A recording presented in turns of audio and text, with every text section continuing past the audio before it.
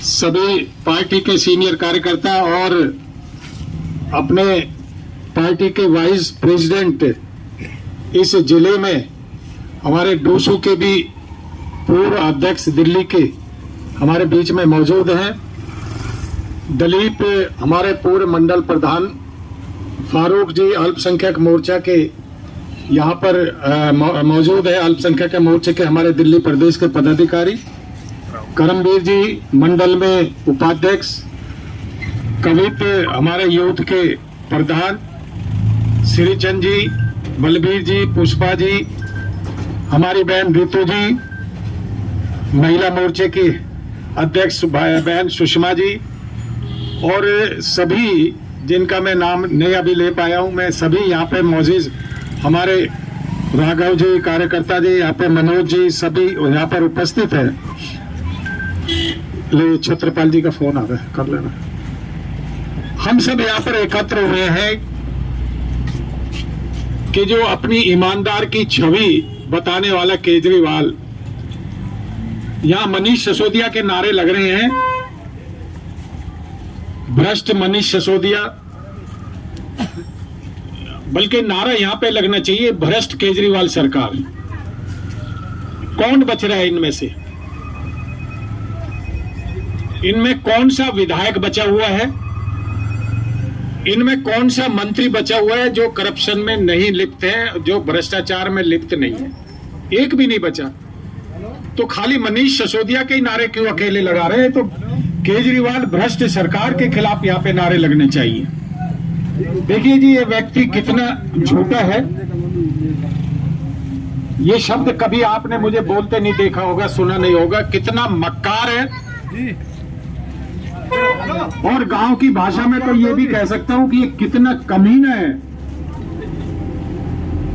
जो पब्लिक के साथ रोज एक ना एक धोखा डेली कर रहा है, रोजाना एक ना एक धोखा कर रहा है। और ऐसे ही इसके साथ जो दिल्ली प्रदेश के लोग जुड़े हैं, वो एक से बढ़कर एक है, सभी एक से एक बढ़कर है। अभी तो ये मनीष सिसोदिया के यहाँ पे अभी सीबीआई, अभी भाटी सीबीआई जो है छतरपुर विधानसभा तक नहीं पहुंची है। अभी नंबर सीबीआई का यहाँ पे भी आने वाला है, क्योंकि मनीष सिसोदिया का बहुत विधायकों ने पैसा खर्च कर रखा है पार्टी में। धीरे धीरे यहाँ तक भी उतरेगी।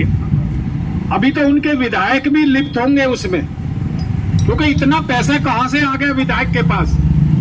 जिस विधायक को कभी नौकरी लगाया था, जो बस में नौकरी ड्यूटी पे जाता था, आज वो विधायक यहाँ इस क्षेत्र में ये चर्चा है कि कोई शुरू करते हैं 100 करोड़, फिर 2 करोड़, 200 करोड़, फिर 500 करोड़, फिर 1000 करोड़, फिर 5000 करोड़ तक लोग उसकी बोली लगाने लगे हैं। यहाँ पर कहां से आया है? मुझे बताया ना, कौन सी खान में उसको पैसा मिल गया, कौन सी खान में खजाना मिल गया।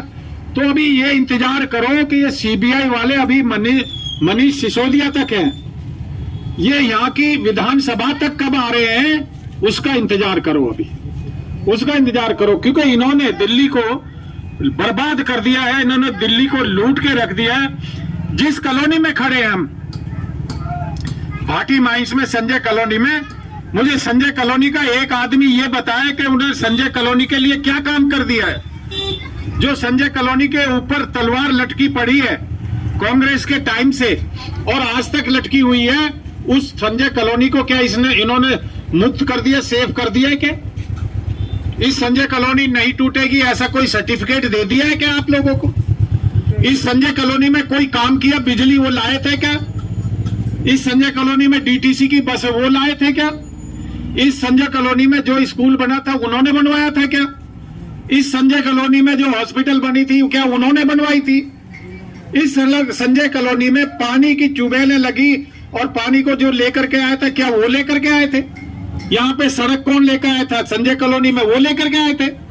एक काम उन्होंने किया नहीं, सारे काम हमारे किए हुए हैं और हम पे भी बंदिश लगा रखी है।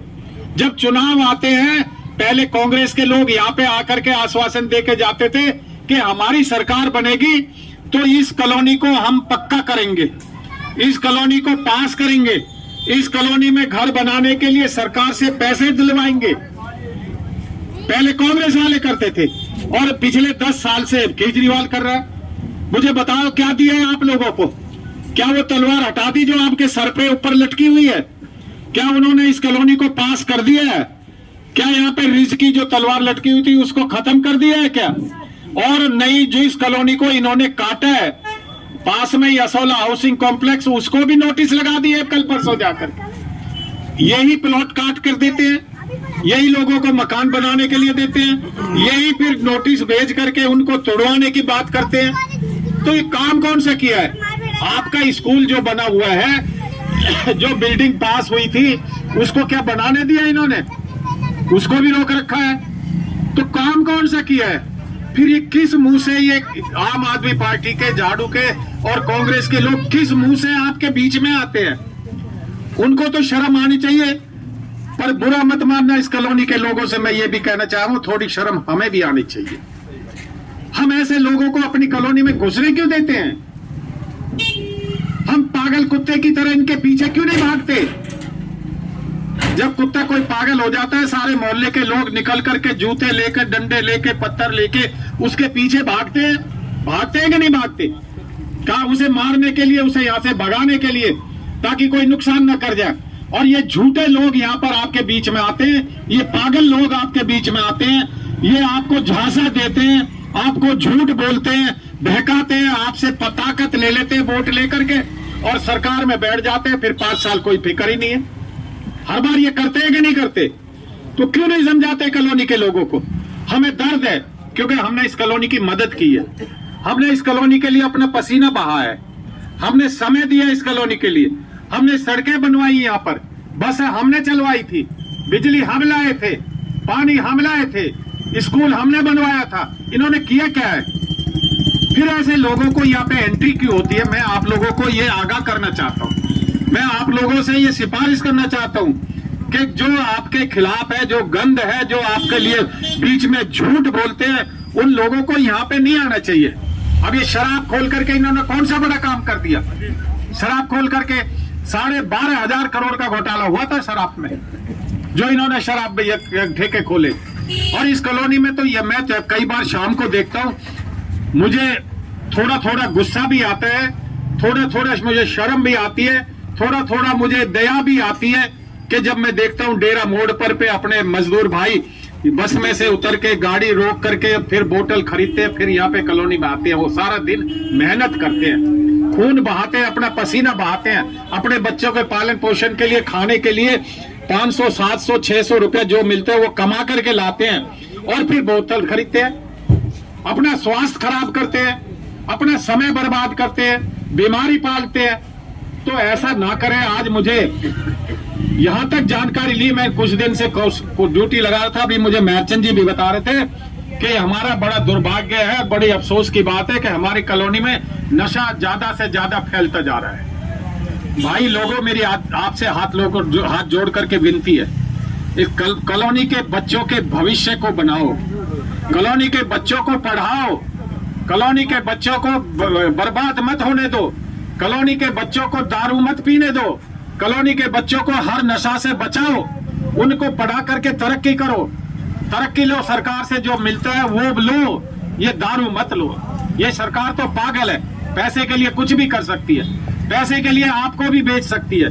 अब जो इतना इन्होंने 8,000 करोड़ रुपया तो इन्होंने वहां पे पंजाब में इलेक्शन में भेजा था, किसका पैसा हो? ये अपने बाप के यहां से लाए थे क्या पैसा? ये पैसे लाए कहां थे?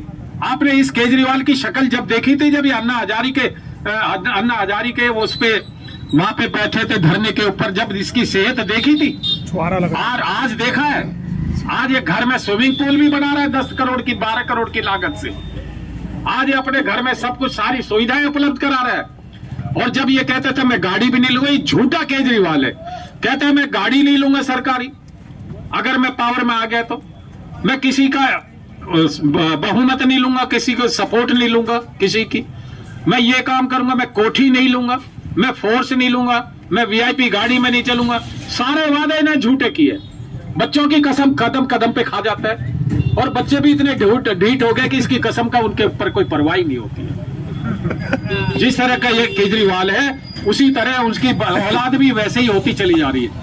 भाई साहब इससे बचो, कॉलोनी को बचाओ। ये शराब एक बोतल के साथ एक फिर अब जहर पिलाया था इन्होंने।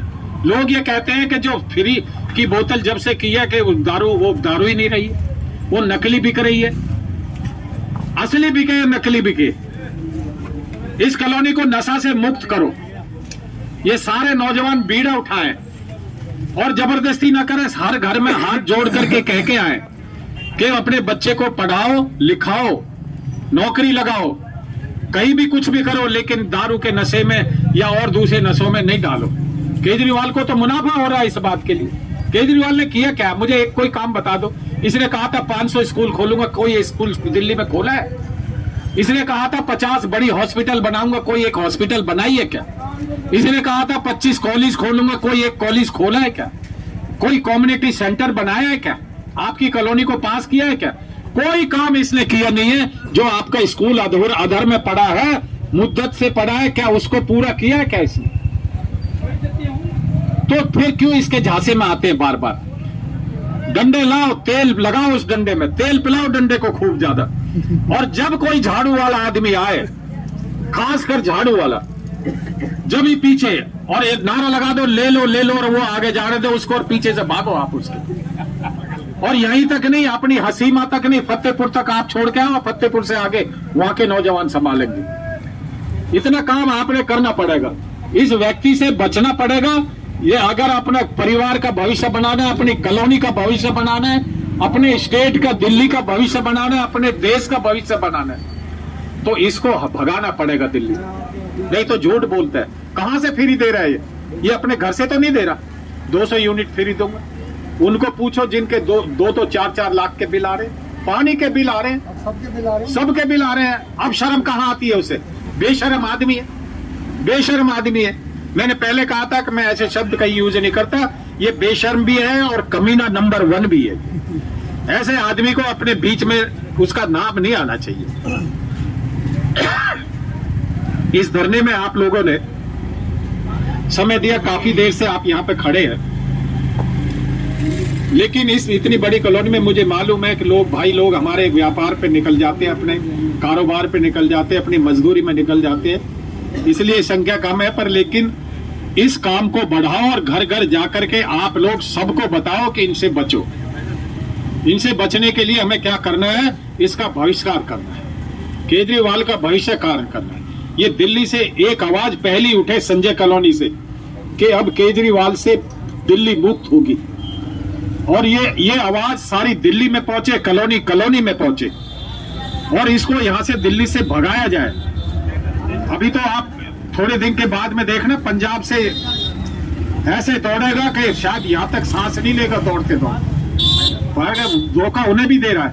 अब वहां पे जाकर के झूठ बोल रहा है। ये फ्री ला कहां से रहा?